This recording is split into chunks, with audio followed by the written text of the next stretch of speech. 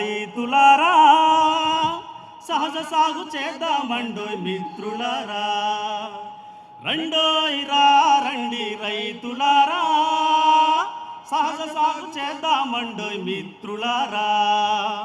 అంతర పంటలతో మిశ్రమ పంటలతో రాబడి పెరిగేటి చక్కని మార్గం, ప్రకృతి సేద్యముతో పలు పలు పంటలతో రాజుగా రానిద్దా బిరబిర రండి, రండోయ్ రా రండి రైతులారా, సహజ సాగు చేద్దామండోయ్ మిత్రులారా.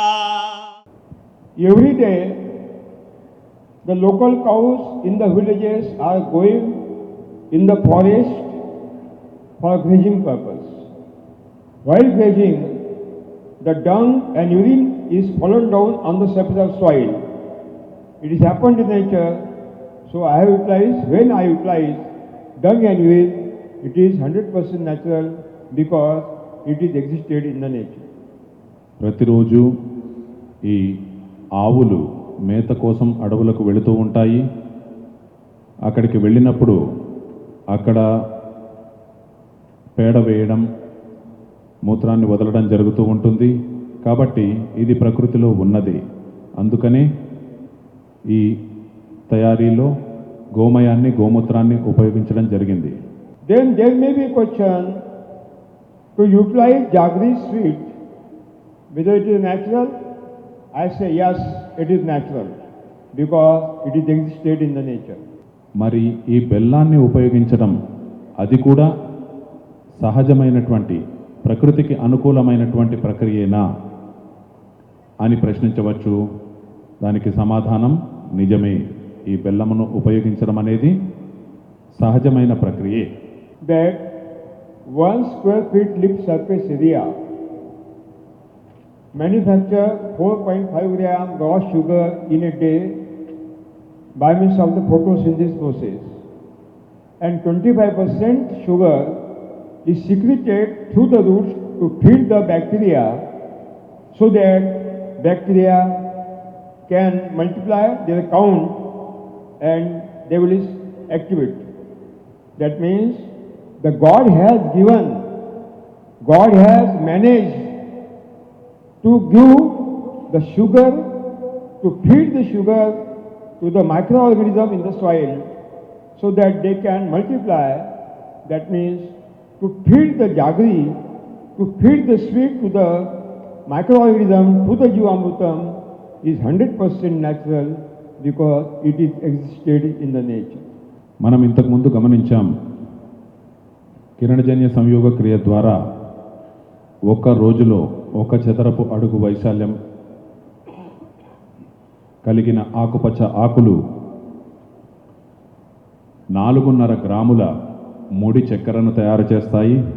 అందులో 25%, అంటే అందులో పావు వంతు వేర్లు తమ దగ్గరలో ఉన్నటువంటి సూక్ష్మజీవులు క్రియాశీలం కావడానికి, వాటికి కావలసినటువంటి శక్తిగా ఈ ముడి చక్కెరను వేర్లు స్రవిస్తాయి అని మనం చూసాం. కాబట్టి భగవంతుడు ఈ సూక్ష్మజీవులకు కావలసినటువంటి ఆ తీపి పదార్థం ఏదైతే ఉందో దానిని వేర్ల ద్వారా స్రవింపజేస్తూ ఉన్నాడు.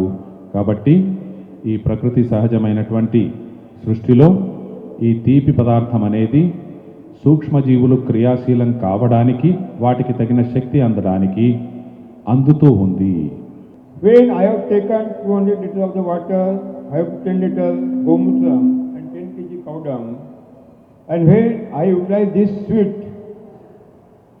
immediately within 20 minutes fermentation was started. Within 20 minutes the bacterial count was doubled because within 20 minutes the cell division is taken place. Within 40 minutes again double.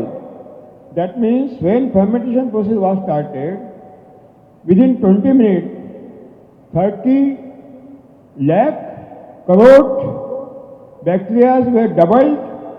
That means 60 lakh crore.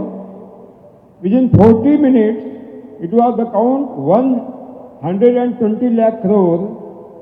Within 1 hour, 240 lakh crore, and within 24 hours or 48 hours, uncountable bacteria cannot be calculated by any supercomputer devised by Vijay Bhatkarji also. కాబట్టి ఈ తీపి పదార్థాన్ని జోడించడం పూర్తిగా ప్రకృతికి అనుకూలం అని గుర్తించిన తర్వాత ఈ 10 కేజీ ఈ 200 లీటర్ల నీటికి 10 కేజీల ఆవు పేడను 1 నుంచి 10 లీటర్ల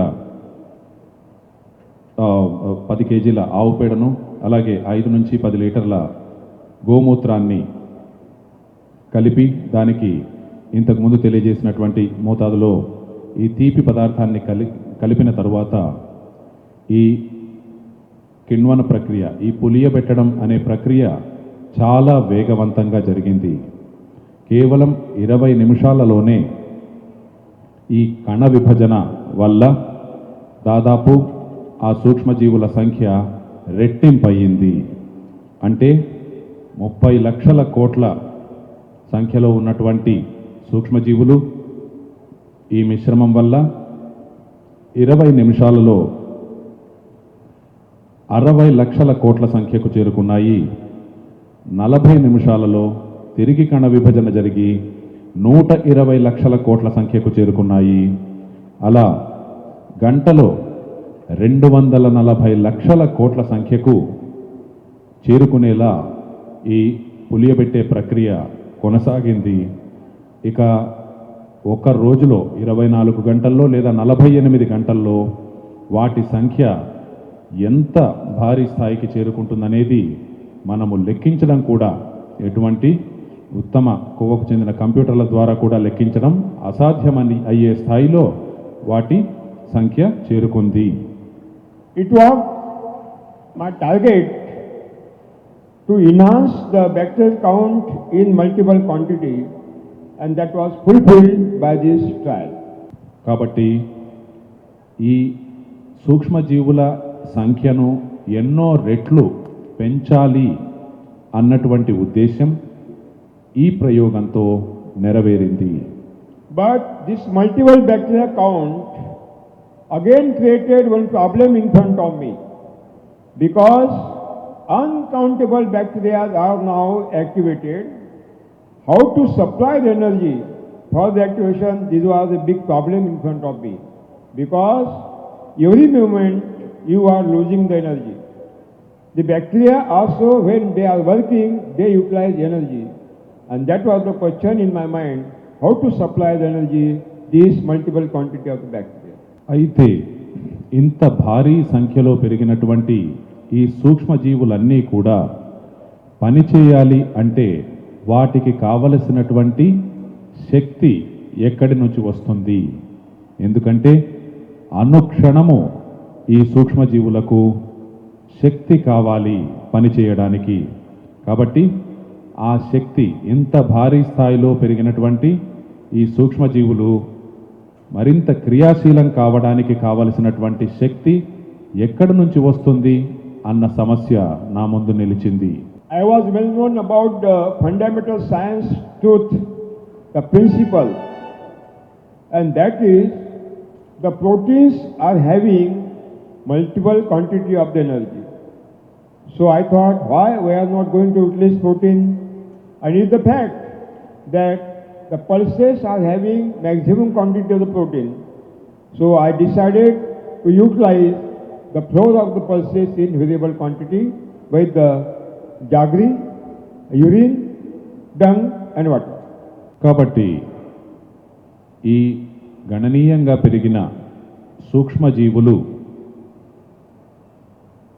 క్రియాశీలం కావడానికి ఎంతో శక్తి అవసరం అని గుర్తించి ఆ శక్తిని కలిగించేది ప్రోటీన్లు, మాంసకృతులు మాత్రమే అనేది మౌలికమైన వైజ్ఞానిక సత్యం. కాబట్టి ఆ మాంసకృతులు పప్పు ధాన్యాల్లో ఉంటాయి. కాబట్టి ఈ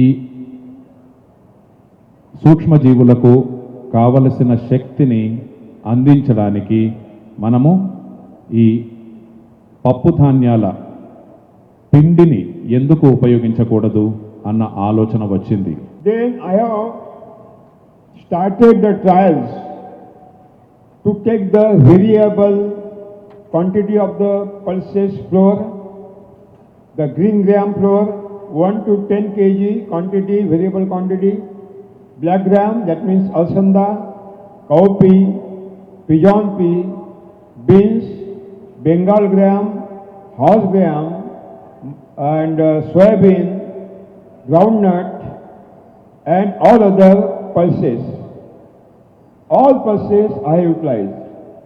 At last I found don't utilize the soybean flour and don't utilize groundnut flour because soybean and groundnut flour are having the large quantity of the oil and oil is totally spread out on the Jivamrutam and there is no entry for oxygen and bacteria cannot be survived. So excluding the soybean and the groundnut flour, we can utilize any pulses flour for this purpose. ఇలా వాటికి శక్తినివ్వడానికి ఏ ఏ పప్పు ధాన్యాలను ఉపయోగించవచ్చు అన్న విషయమై రకరకాల పప్పు ధాన్యాలతో రకరకాల మోతాదుల్లో ప్రయోగం చేయడం జరిగింది.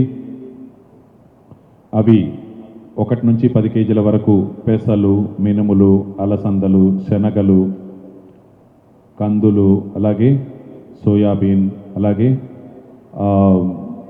వేరుశనగ, ఇవన్నీ రకరకాల పప్పులతో ఈ ప్రయోగాలు చేయడం జరిగింది.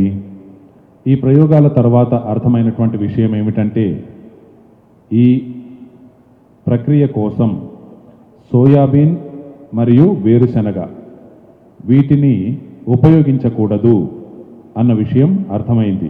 ఎందుకంటే ఈ సోయాలోనూ అలాగే వేరుశనగలో కూడా ఎక్కువ మోతాదులో నూనె ఉంటుంది.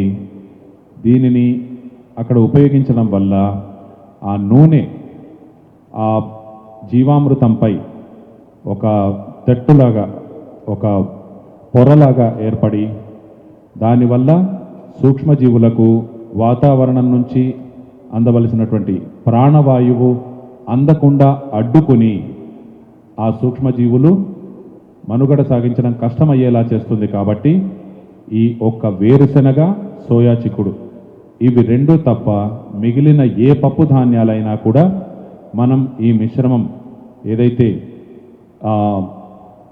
200 లీటర్ల నీటికి 1 నుంచి 10 కిలోల ఆవు పేడను, 5 నుంచి 10 లీటర్ల జీవామృతాన్ని, అలాగే ఈ బెల్లాన్ని, తీపి పదార్థాన్ని కలిపామో ఆ మిశ్రమానికి మరే విధమైనటువంటి పప్పు ధాన్యాలనైనా కూడా ఉపయోగించవచ్చు, ఒక్క వేరుశనగ, సోయాబీన్ తప్ప అని తేలింది.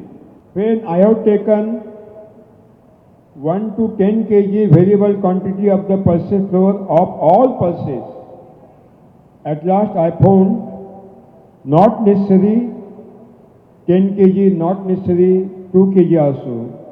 1 kg pulses flour is enough, not more than 1 kg. The best result are given by the alsanda, that means cowpea flour, green gram flour, Bengal gram flour, pigeon pea flour and horse gram flour. ఇక ఈ పప్పుల పొడిని వేరువేరు మోతాదుల్లో 1 నుంచి 10 కేజీల వరకు వేరువేరుగా ప్రయోగాలు చేసి 1 ఎకరానికి ఎంత మోతాదులో సరిపోతుంది అని పరిశీలించిన తరువాత 1 ఎకరం కోసం తయారు చేసే మిశ్రమంలో 10 కేజీలు అవసరం లేదు, 5 కేజీలు అవసరం లేదు, 2 కేజీలు అవసరం లేదు, 1 కేజీ పప్పుల పిండి దీనికి సరిపోతుంది అని తేలింది. ఇక దీనిలో ఏ పప్పుల పిండి ఎక్కువగా బాగా ఉపయోగపడుతుంది అన్న విషయమై పరిశీలించినప్పుడు అలసందల పిండి బాగా ఉపయోగపడుతుందని తేలింది. అలాగే పెసలు, శనగలు, కందులు, ఉలవలు కూడా మంచి ఫలితాలను ఇచ్చాయి. There may be any question in the mind of any rationalist, Pakhandi, Nastika here, maybe scientist, that to utilize the pulses flower, whether it is natural or not. I say, yes, it is 100% natural because it is existed in the nature. మరి ప్రతిదీ కూడా ప్రకృతిని అనుసరించి చేస్తున్నాం అని చెప్పుకుంటున్నాం కాబట్టి మరి ప్రకృతిలో కూడా ఇలా పప్పుల పిండి వాటికి అందడం అనేటువంటిది ఉందా అని మనల్ని ఎవరైనా ప్రశ్నించవచ్చు. దీనికి సమాధానం అవును, ప్రకృతిలో కూడా ఈ పప్పుల పిండిని ఉపయోగించడం ఉంది. When you study the taxonomic biodiversity in India, you see there are 48,000 plants type in India, and when you will verify taxonomically, you see 36,000 are dicot and 12,000 are monocot. మన దేశంలో ఎన్ని రకాల ఈ గింజల మొక్కలు ఉన్నాయి అన్న విషయమై గణాంకాలను పరిశీలిస్తే 48,000 రకాల ఈ గింజల మొక్కలు, ధాన్యాల మొక్కలు మన దగ్గర ఉన్నాయి. వీటిలో 36,000 రకాలు ద్విదళ బీజాలకు సంబంధించినవైతే 12,000 రకాలు ఏకదళ బీజాలకు సంబంధించినవి. I asked this question to the God on the Twitter, why 3/4 dicot, why 1/4 monocot? He sent a message that I have given triple quantity of the dicot because dicot seeds and plant body is having maximum proteins, lot of energy, and when the plants are fallen down, decomposed, this energy is released and that energy is available to the microorganisms. So at last I thought, if it is existed in nature, created by the God, so I have the right to utilize, and then I started to utilize this pulses flower. మరి ఈ మొత్తం గింజలలో 36,000 రకాలు ద్విదళములు అంటే ఈ పప్పులు, అలాగే 12,000 రకాలు ఏకదళములు ముఖ్యంగా ఆహార ధాన్యాలు. ఇలా ఎందుకు 4/3 ద్విదళ బీజాలుంటే 4/1 మాత్రమే పప్పు ధాన్యాలు మన ఏకదళ బీజాలు ఉన్నాయి. ఏకదళ బీజాల కంటే 3 రెట్లు ఎక్కువగా ఎందుకు ద్విదళ బీజాలు ఉన్నాయి అని చెప్పి ద్విదళ జాతి మొక్కలున్నాయి ప్రకృతిలో అని అడిగినప్పుడు దానికి భగవంతుడిచ్చిన సమాధానం, ఈ ద్విదళ జాతి మొక్కల్లో ఈ మాంసకృతులు ప్రోటీన్లు ఎక్కువగా ఉంటాయి, వాటిలో ఈ శక్తినిచ్చే అంశాలు ఎక్కువగా ఉంటాయి. ఈ ద్విదళ జాతి మొక్కలు రాలినప్పుడు వర్షపు నీటి ద్వారా విఘటనం చెందడం ద్వారా దానిలో ఉన్నటువంటి ఈ మాంసకృతులన్నీ కూడా ఈ నేలలో ఉన్నటువంటి సూక్ష్మజీవులకు శక్తినివ్వడానికి ఉపయోగపడతాయి. అందుకనే భారీ సంఖ్యలో ఈ ద్విదళ జాతి మొక్కలున్నాయి అని తేలింది. కాబట్టి ప్రకృతిలో కూడా ఈ పప్పులను ఉపయోగించడం అనేది సహజ సిద్ధంగా ఉంది అని దీన్ని బట్టి మనకు అర్థమవుతూ ఉంది. That means when I am utilizing pulses flower in the Jivamrutam, it is 100% natural and spiritual because it is existed in the nature. It is the system of the God.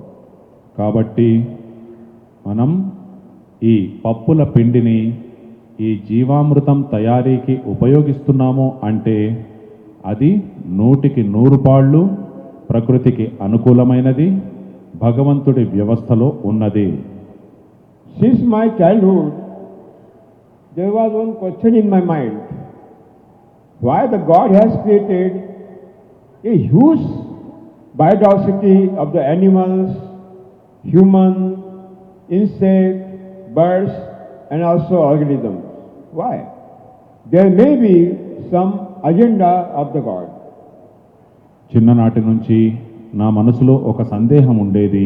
అదేమిటంటే, ఎందుకని భగవంతుడు ఎన్ని రకాల వైవిధ్యంతో కూడినటువంటి అపారమైనటువంటి జీవ వైవిధ్యం కలిగిన జీవరాశులను, మనుషులు కానీ, జంతువులు కానీ, వృక్షజాలం కానీ, క్రిమికీటకాలు కానీ, ఇలా ఎందుకు ఇన్ని రకాల జీవరాశులను కల్పించాడు అనే సందేహం నాకు కలుగుతూ ఉండేది. As taxonomy says about the biodiversity of the vegetation, so also soil microbiology says about the variation and biodiversity of the microorganism in the soil. ఎలాగైతే వృక్షజాలంలో ఈ అపారమైనటువంటి జీవ వైవిధ్యం ఉందో, అలాగే నేలలో కూడా ఈ సూక్ష్మజీవులలో అపారమైనటువంటి జీవ వైవిధ్యం ఉంది.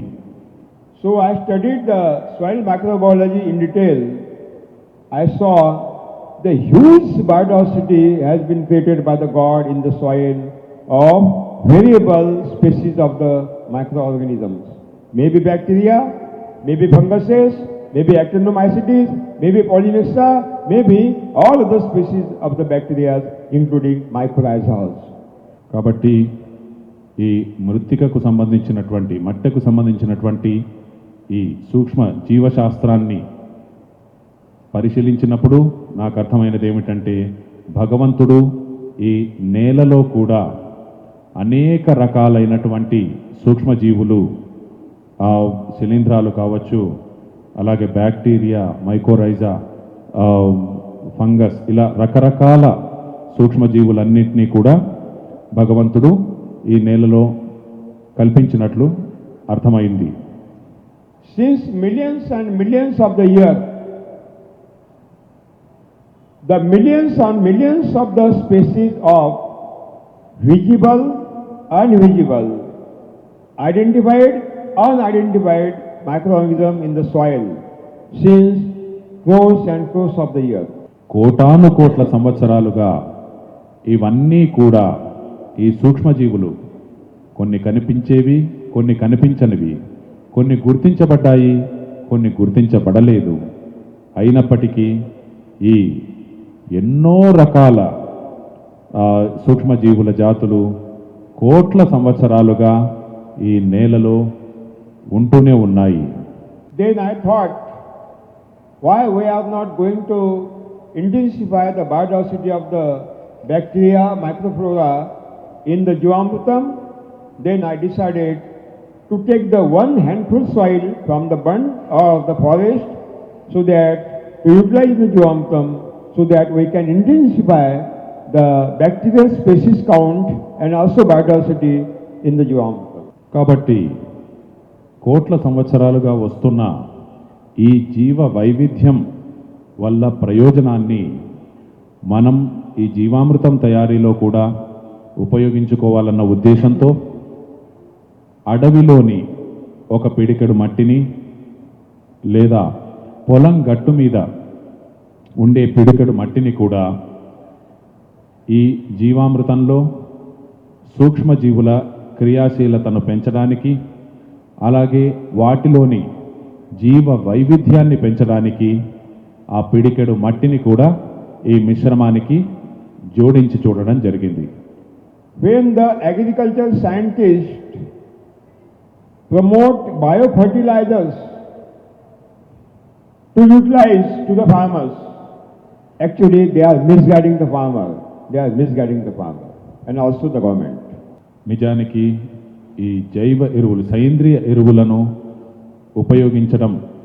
ఉపయోగించమని రైతులకు చెబుతూ ఆ వ్యవసాయ విశ్వవిద్యాలయాల వారు రైతులను అలాగే ప్రభుత్వాలను కూడా తప్పుతో పట్టిస్తున్నారు.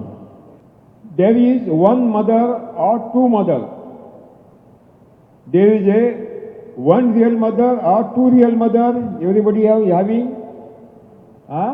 మిత్రులారా, వా. ఎవరికైనా కన్న తల్లి అనేవారు ఒకరుంటారా, ఇద్దరుంటారా? One mother, okay. And second mother is a staple mother. You know?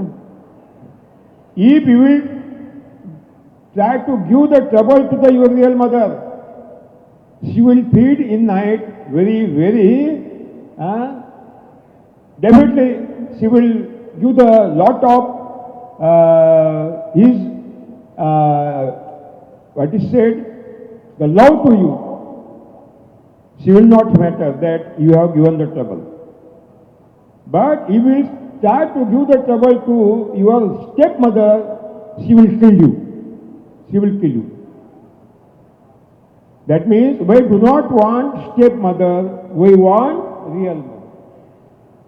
కాబట్టి ఎవరికైనా కన్న తల్లి ఒక్కరే. సవతి తల్లులు ఎంతమంది అయినా ఉండవచ్చు. ఎంతగా ఇబ్బంది పెట్టినా నిరంతరం ప్రేమను ప్రదర్శిస్తూనే ఉండేది, మనలను కంటిపాపలా కాపాడుకునేది కన్న తల్లి మాత్రమే. అదే సవతి తల్లి మనం అనుకూలంగా చూసినంతసేపు మనల్ని బాగా చూడవచ్చు, కానీ మనం ఏమాత్రం ఇబ్బంది పెట్టినా మనకు తీవ్రమైనటువంటి హాని తలపెట్టడానికి కూడా వెనుకాడదు. The real mother is existed. Real mother is existed in the soil, attached to the roots. The real mother is existed in the soil, which is attached to the roots of that plant.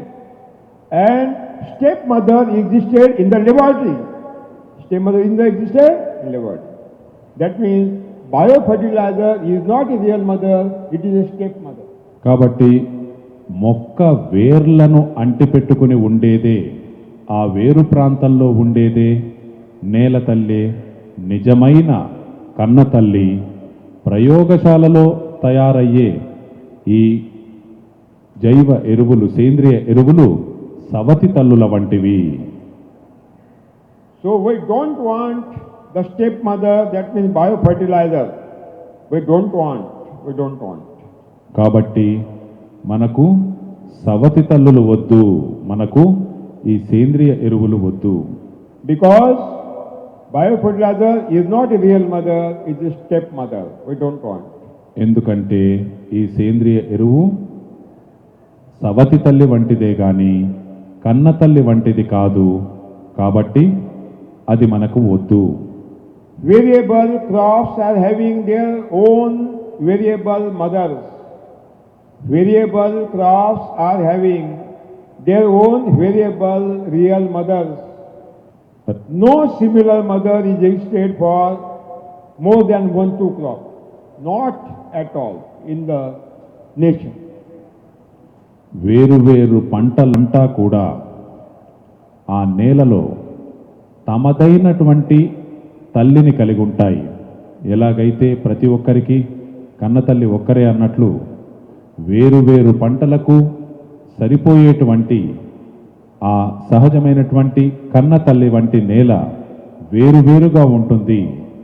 ఆ నేల 2-3 రకాల పంటలకు ఒక తల్లి ఉంటుంది తప్పితే అన్నిటికీ ఒకే విధమైనటువంటి తల్లి కుదరదు. In the soil attached to the cowpea plant, pigeon pea, cowpea plant. In the soil attached to the cowpea plant, there is the real mother of that plant, that is Rhizobium species. ఇప్పుడు అలసంద మొక్కల్ని తీసుకుంటే ఆ అలసంద మొక్క వేర్ల దగ్గర ఆ అలసంద మొక్కకు సంబంధించినటువంటి ఆ వేర్లకు సంబంధించినటువంటి కన్నతల్లి వంటి ఆ రైజోబియం జాతికి చెందినటువంటి సూక్ష్మజీవులు ఉంటాయి. But these rhizobium species is not existed in the soil attached to the roots of the soybean. In the soil attached to the root, in the soil which is attached to the root of the soybean, there is another real mother real species of the bacteria, that is Rhizobium japonicum. Rhizobium japonicum is the real mother of the soybean, not the mother of the cowpea. ఈ అలసంద వేర్ల దగ్గర కేవలం అలసందకు మాత్రమే పరిమితమైనటువంటి తన కన్న తల్లి వంటి ఈ రైజోబియం ప్రజాతికి చెందినటువంటి సూక్ష్మజీవులుంటే, సోయాబీన్ మొక్కని తీసుకుంటే దాని వేర్ల దగ్గర మరో విధమైనటువంటి రాజోబియా జాపానికా అనేటువంటి మరో విధమైనటువంటి సూక్ష్మజీవులు ఉంటాయి. కాబట్టి ఎవరి తల్లి వారిదే. ఒకరి కన్న తల్లి మరొకరికి కన్న తల్లి కాదు. Rhizobium japonicum is the real mother of the soybean, not the real mother of the Bengal gram. Bengal gram is having its own real mother, and that is Rhizobium loti, which is existed in the soil attached to the roots of the Bengal gram. కాబట్టి ఈ soybean మొక్క వేర్లకు కన్నతల్లి వంటి ఆ సూక్ష్మజీవులు ఏదైతే rhizobia జాపానికా అనేటువంటిది ఉంటుందో అది ఆ సోయాబీన్ మొక్కకు మాత్రమే కన్నతల్లి. అది మరో కందుల మొక్కకు కన్నతల్లి కాలేదు. అలాగే కందుల వేరు ప్రాంతంలో ఉండేటువంటి సూక్ష్మజీవరాశి ఏదైతే ఉంటుందో అది కందులకు మాత్రమే కన్నతల్లి, మరొక జీవికి మరొక రకమైనటువంటి మొక్కకు కాదు. That means when you take the handful soil from the specific root zone of specific crop, and that is the real mother of that crop. And all these species of the bacteria are existed in the bunt of the farm or nature or forest. That means when you take handful soil from the bunt or the forest, entire species are coming and you will get fantastic, marvelous biodiversity of the microflora in your Jivamrutam. కాబట్టి మీరు ఒక ప్రత్యేకమైన పంట మొదలులో నుంచి ఆ వేరు ప్రాంతంలో నుంచి ఒక పిడికెడు మట్టిని తీసుకుంటే ఆ పంటకే సంబంధించినటువంటి కన్నతల్లి వంటి సూక్ష్మజీవులను కలిగినటువంటి మట్టి మీ చేతికి వస్తుంది. అలాగే మీరు పొలం గట్టు మీద కానీ అడవిలో కానీ ఒక పిడికెడు మట్టిని తీసుకుంటే ఇటువంటి ఎన్నో రకరకాల జీవ వైవిధ్యంతో కూడినటువంటి ఈ మొక్కలకు సంబంధించినటువంటి ఆ సూక్ష్మజీవులు అందులో ఉంటాయి. ఆ అడవిలోని లేదా పొలం గట్టు మీది మట్టిని మనము ఈ మిశ్రమంలో ఉపయోగిస్తే ఆ పూర్తి జీవ వైవిధ్యం యొక్క అన్ని రకాల సూక్ష్మజీవుల యొక్క ప్రయోజనాన్ని మనం పొందవచ్చు. And after continuous 12-year such research trial program, I got one formula given by the God, and then I have given the name to the formula Jivamrutam. ఇలా 12 సంవత్సరాల నిరంతర ప్రయోగాల ఫలితంగా ఒక అద్భుతమైనటువంటి మిశ్రమం తయారు చేసే విధానం భగవంతుడు నాకు ప్రసాదించాడు. ఆ మిశ్రమానికి నేను పెట్టిన పేరు జీవామృతం. రండి రైతులారా, సహజ సాగు చేద్దామండోయ్ మిత్రులారా.